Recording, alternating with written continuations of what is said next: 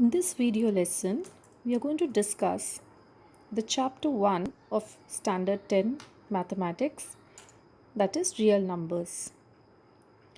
Now, what are real numbers? Real numbers consist of rational as well as irrational numbers, both.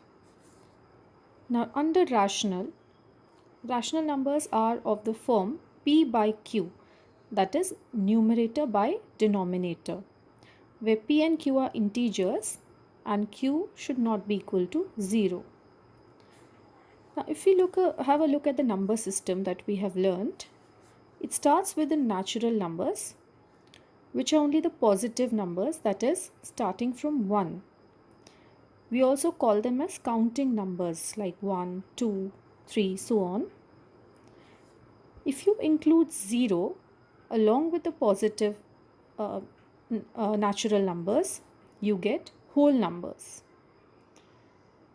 Next, if you add negatives to the whole numbers, that is 0, positive, negative, this gives you integers. And then when you add fractions also to these integers, you get group of rational numbers. So rational number consists of all these. Then you have irrational, which cannot be written in the form P by Q. Now let's come to Euclid's division lemma. That is the next topic of real numbers. Now let's first look at the basic division lemma. That is, if I divide 15 by 3, 15 by 2, what do I get? 15 divided by 3 gives me the quotient 5 and remainder 0. This is basic division which we have already learned in lower classes. If I divide 15 by 2, I get quotient 7 and remainder 1.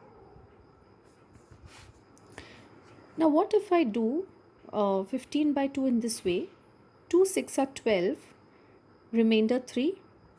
Now this division is incorrect. Why is it incorrect? Because the remainder 3 that I get here is greater than the divisor 2.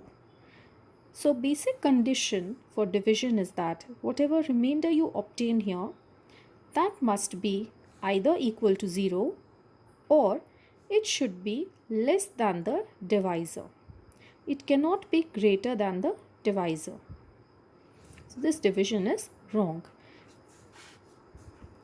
Now keeping these things in mind, I can write 15, that is this number which I am dividing, this is called the dividend, 15 is equal to divisor, that is the number with which I am dividing, divisor into quotient, this is the quotient, plus remainder. I can write it in this way.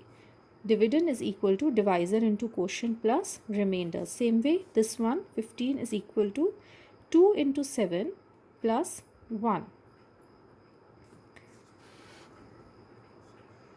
So dividend is equal to divisor into quotient plus remainder. This is the division lemma which we already know about.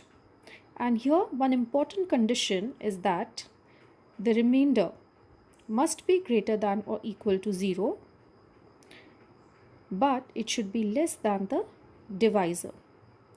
Now keeping all these things in mind, let's see the Euclid's division lemma, in which Euclid has just replaced these terms dividend, divisor, quotient and remainder with certain variables.